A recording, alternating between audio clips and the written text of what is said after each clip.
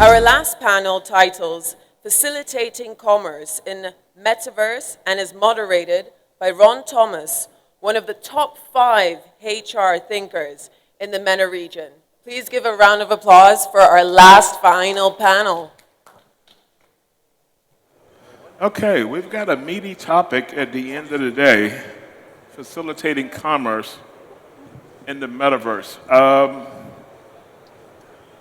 The last panel, Bullet used a story when he talked about from cash to credit cards to online and virtual payment. So if we think in terms of the commerce in the metaverse, how do you see it playing out to the so-called next step as it relates to commerce in the metaverse? If we've gone through those changes, what do you see? What are you thinking about next as it relates to payment? I'll go first. Okay. So good evening, everybody. My name is Nikita Sachdev. I'm the CEO of Luna PR, and we're a PR and marketing agency for everything Web3 related, which includes the metaverse. And as for payments, what we're seeing right now in the metaverse is everything in Web3 is being integrated into the metaverse. So your metaverse is not going to take cash payments. We're seeing crypto payments. We are seeing NFTs in the metaverse. Everything blockchain related, everything Web3 related. So that's what I'm really liking right now about the metaverse. You have an immersive place for lifestyle, fashion, networking, education, business, and payments are being facilitated in the metaverse through crypto. I will probably continue as soon as the ladies go first.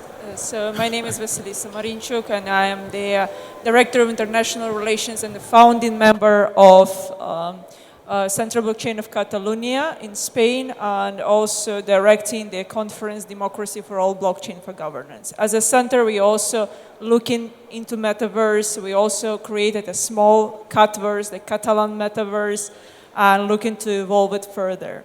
So answering your question, I think that metaverse is actually an evolution of the reality, the one we have right now. So it's very natural what's happening. Basically, we're talking about the commerce. We're about to talk about the commerce. And traders and commerce people were the ones who were moving the world. So it's not just how metaverse is going to transform the commerce. It's how commercial people will transform metaverse on the other side, because they are the one, finally, if the business is happening in metaverse, the metaverse will survive. If it will not happen, the metaverse will die by itself, but it will not. So I'm a firmly believer that this evolution is happening. The Web3, as was said before, is the next big thing, and basically it integrates into commerce itself. Okay, cool. All right, so I'll take it further from there. My name is Jimmy Idiagbon. I'm the founder of Sportrex INC. And just to contribute and to buttress the point that you've just made, I think the real use cases matters a lot in the metaverse. And the Web3 integration has really made that very simple, which is when we talk about the payment feature of the metaverse, like the virtual card payment that we're currently looking into, which is one of our use cases also on a project we're developing. It makes things easier for users not to expose their data and their informations, to a third and unauthorized person. I think that really helps for the metaverse and the Web3 integration within the ecosystem. Cool. You and I were talking over break, and you mentioned the legal side of use case. Can you walk us through that? Okay, hello everyone. My name is Cedric Ming. I'm from PwC Switzerland. I'm glad to be here today, and I thank everyone for being here and for being invited. It's an honor to be up here. I'd like to answer your question because you asked what's important? Is it strategy or is it the legal side, right? So is it only the strategy or only the legal? I think it's really important to get both of them together and get it early on as possible. So what we do at PwC, we're really into coming up with the newest use cases out there. I think we spoke about this earlier in the break, as you said, right? So one of the things that we did at PwC, right? We helped a developer of condos sell his houses in the metaverse. So how do we do this, right? So imagine you want to buy a house or condo here in Dubai. They're very nice. I recommend them. And so how would you go about this in the metaverse, right? Really plain and simple. So what we did at PwC, we helped the client. They did like a virtual model of the condo.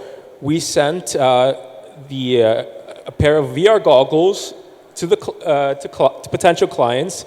They could sit at their home in France, wherever, Switzerland, and what could they do? They could really go into this metaverse, try out their houses, right? And see, okay, well, do I like this house? How do I want to redesign it?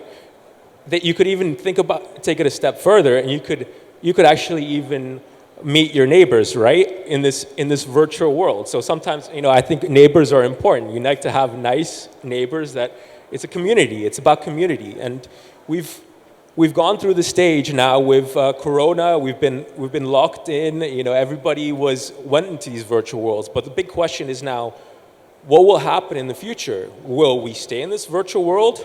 Will it be sort of like a blended world that we're living in? Sometimes, I can imagine that we'll do this conference in October, and some of us will be here, via hologram, or we'll probably do this in the metaverse, probably, right? So some of us will be live, some of us will be in the comfort of our own homes, even maybe in our pajamas, who knows? But we'll have our avatars there, personalized as an NFT, and that's sort of like my vision, and thank you. I'm going to follow up on that because that falls into the transition. But Denis, give us your thoughts first, and then we'll come back to that. No, actually, I wanted to add something on what Cedric mentioned above. For me, the metaverse currently, it's not exactly as a commerce place. I mean, it's not exactly how it should be. For me, I believe the metaverse should be combined with the actual reality, right? So, for example, as you said, you're buying a property in a metaverse, let's say somewhere in France, right? But you're getting an actual physical apartment there or a house there, right?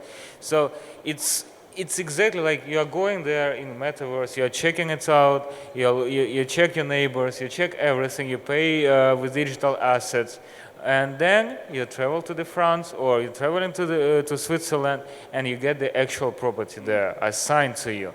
And it should be done, as you said, from the legal frame, right?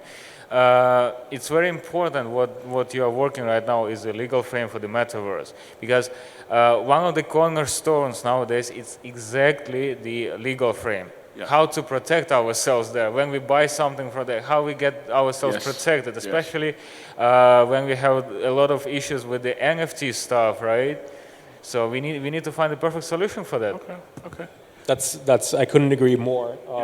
I think one of the most important aspects are obviously to have clear property rights and have a clear regulatory regime for businesses, not only for the big companies, but for the startups looking to jump into this space. Because I think personally, at least from Switzerland, we were the regulator there, FINMA, was actually the first regulator to clearly state what actually is a security token, what's a payment token, what's a utility token, and in some jurisdictions it's very unclear, right? So you get into these questions, these repetitive questions that clients come and ask, and it's quite simple, and it depends on the national laws, and it depends on the people that are.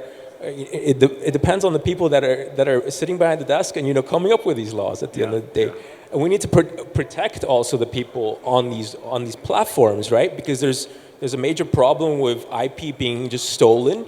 There's rug pulls. So these are like basically companies saying that they will launch something in the metaverse and then they disappear, right? And that's just something we need to focus on trust. It's all about trust at the end of the day. And if the trust is not there, we don't have a business. Yeah. Pure and simple. So we're talking about this transition. You talked about real estate. I could buy anything I need from any parts of the world just by hooking in and connecting and doing that. So the auto industry is going through the same thing. You see cars that are being advertised now. You can do everything from your living room. So is that kind of the future for organizations? Because one of the things I struggle with is that how are organizations that have a long-term DNA, they've been used to doing business one way, and they see, if they sat at this conference, they would be so confused when they walked out of here because of all the terms that were being used. What advice would you give a senior leader to say, we got to move this thing and move it forward to start thinking about this whole new world that we're in today? So I always say, because I have to do this all the time with my clients, I always tell them, did you ever think, even 10 years ago, that you could open up your phone, go onto an app, and call a car and a random driver would be there to pick you up? No, 10 years ago, you didn't even think about Uber, and everybody uses it on a daily basis almost. Some people do. So that's the way I kind of see the evolution of technology. It's going to happen, and Web3 is happening so quickly that eventually we will be using it.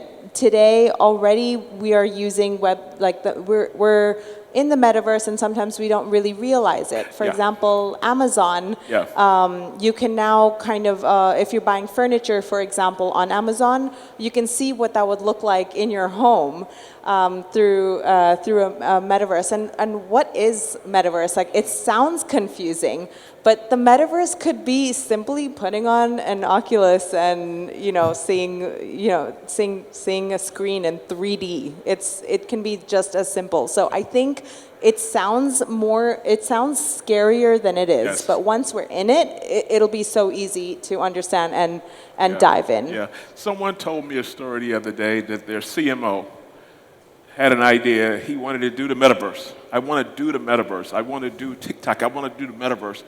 And the marketing people sitting in the room looking at each other. But the gentleman was mid-50s, and he was just kind of throwing off the buzzwords and saying, hey, we got to do this. And this is what I'm thinking about. DNA's leadership or C-suite tends to be older. And we got to kind of transition these people over. And you use a great use case in talking about, we never did this 10 years ago.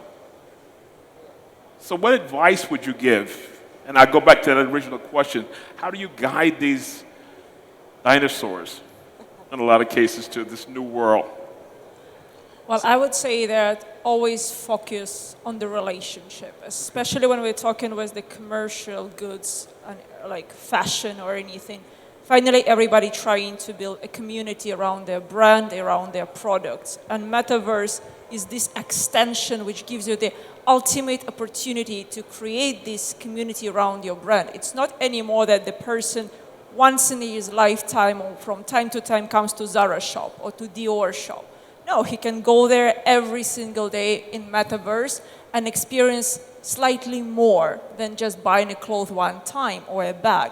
He can do many experiences there, building his relationship with the brand, become more loyal, and get some NFTs for that or some gamification included in these virtual stores. There's so much things to build, and imaginary worlds can give to the brands, to the companies, this tool basically to work closer with their fans. They're not just consumers, they become fans of your brand, and this is what you want. So definitely don't be afraid of the metaverse. Use it as a new tool, as a very powerful one. Okay. All right, so just to buttress on the point that she just made, I just want to say that metaverse is actually based on imagination. I could remember correctly, a few days back, I was with my kid, while playing a game with him, and he said, "Dad, do you imagine playing this same game in the US?" And say, "How do you want to do that?" I just needed to twist his brain to understand if he knows what the metaverse is all about. I said, we can actually do that by creating our own avatar. I said, okay, yeah, that's possible because that's the area where I played in.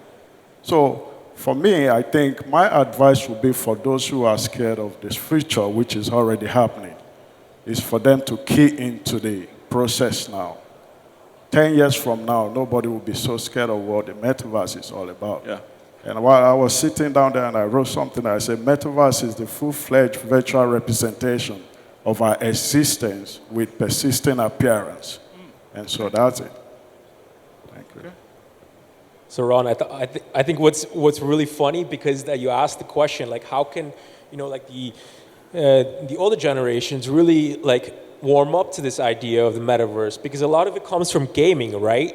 But at the end of the day, it's whatever you make out of it. There's use cases that are coming out, and I think it's all about, at the end of the day, about customization and creating this really unique customer experience that makes you feel connected to the product. It's no longer something that's just like mass production. Mm-hmm. And I think one good example that we actually had here, that my team advised in Switzerland, was we had this really traditional company. It was fourth generation company. They're in the production business. They're producing a certain item for typical Swiss food that we like to eat. It's with cheese, obviously. And so they asked us, how do we get this from the strategy side, from the legal side, and we showed them we came up with a whole strategy for them to, first, they think about what product they want to bring to this metaverse. They create an experience around it. So in this case, they'll have like they're building a showroom for their product. Yeah. And the customers will actually be able to, once it's built, go in the metaverse, try it out, and you can actually like have dinner virtually with your friends. And you could even customize this sort of this utensil, you could say, to make it your own. You could really, and you can do the same thing for any brand. You could do it for a car. You could do it for a house. You could do it for your clothes, anything. And you can have you can even have it as a digital twin. So you can have it in the digital world, but you can also have it in real life, right? And that's sort of like the thing that's really powerful, that you can share it with everybody on social media, but also in real life.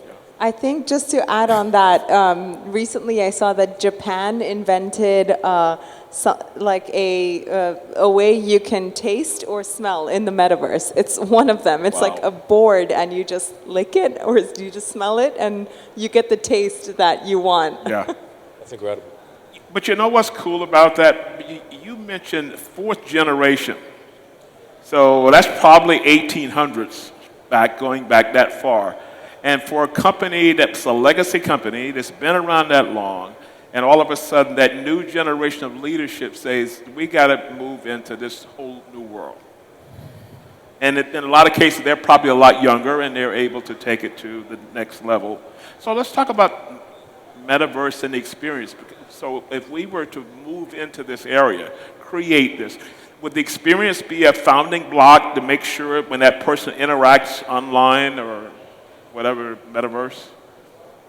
Is experience important that we try and create that CX kind of strategy connected? I think it just has to be really realistic and real life. So another thing that we did was we did trainings in the metaverse for, let's say, for your superiors. You can actually you can do trainings where you mimic having a difficult conversation. Maybe you tell your boss, I don't know, you want to go on vacation for a month. I don't know, whatever is difficult for you, right?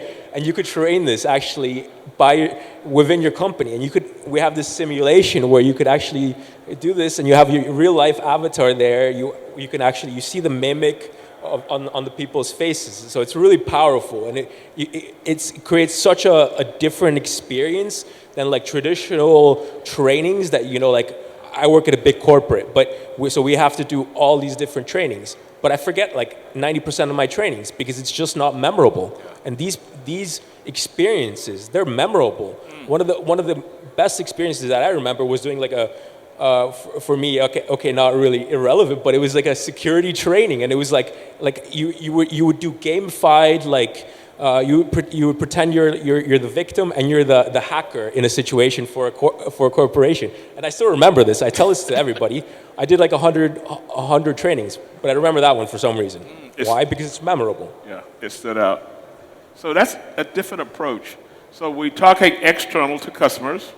And now you flipped it to say internal for training, for security training, leadership development. We have to go through, the companies, you go through sexual harassment training and all these kinds of things. Is that the way that we can bring it inside and kind of begin the process of getting these leaders acquainted with the new approach as opposed to someone standing in front of the room, walking through, read this case study, breakout groups? Any thoughts on that side, the internal approach for Meta? See, Metaverse gives literally different approach. Starting from, for example, you don't need to go outside sometimes to get a sort of things tried out. For instance, I'm lazy. I'm lazy. I don't want to go for the shopping to some sort of mall or something. Why I need to do that? If I can create an avatar and enter a metaverse, I will go to virtual store, I will try all the outfits, I will pay for it, and I will get it delivered, let's say, by DHL or RMX directly to my home, right? And I'm sure it will be fit because my avatar is exactly my copy, right? So it's the first example. Another example, as we discussed, trainings.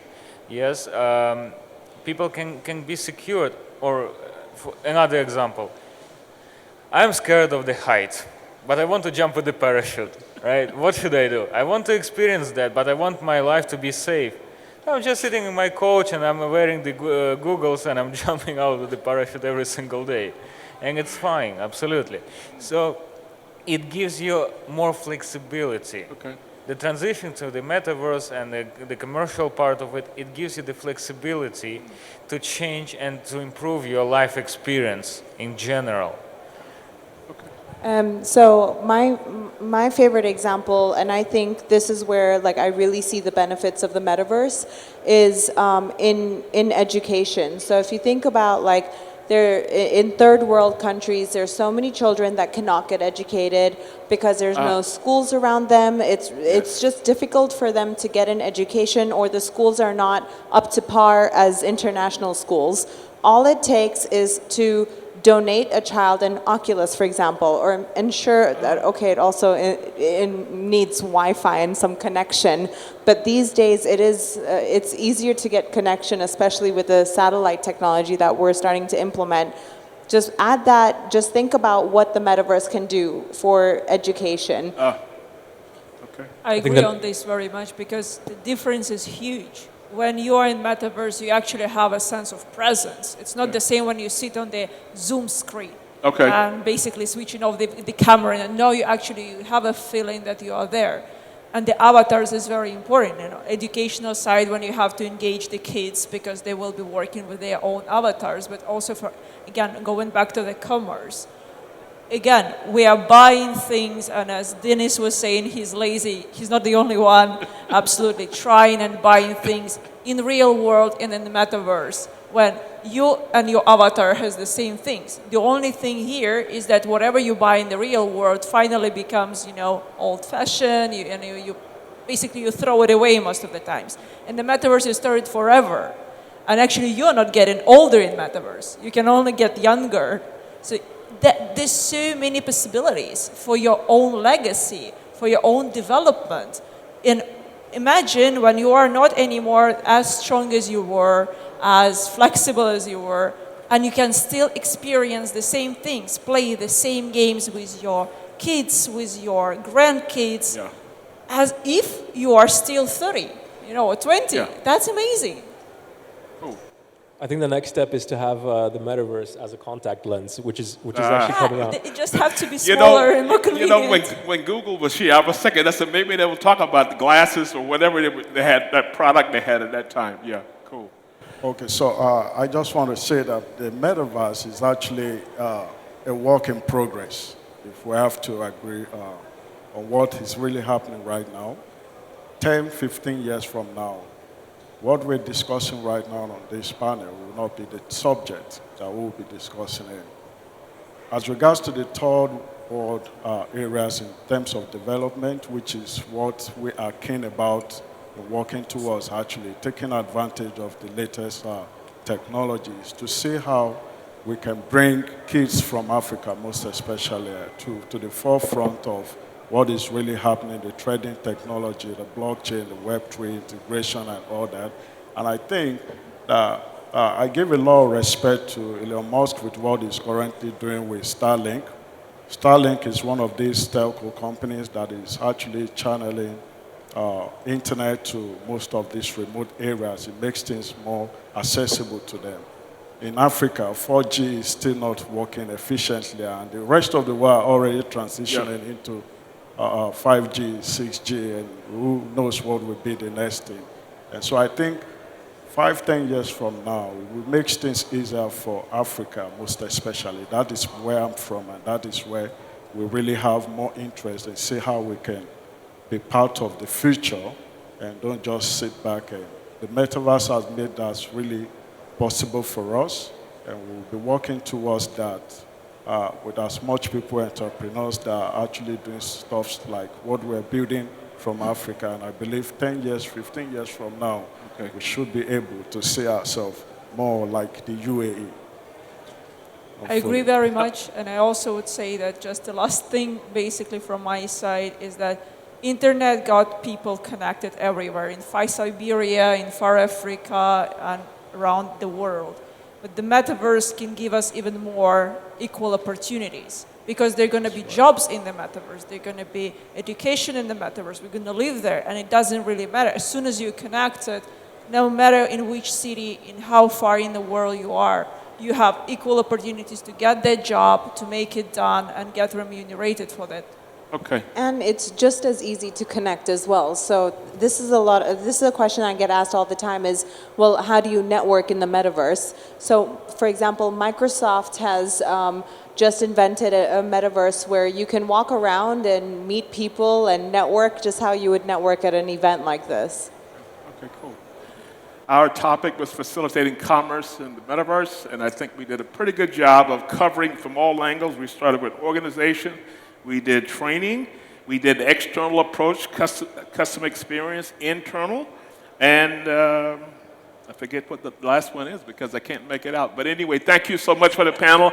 Give them a big hand, folks, for closing out the day. Great.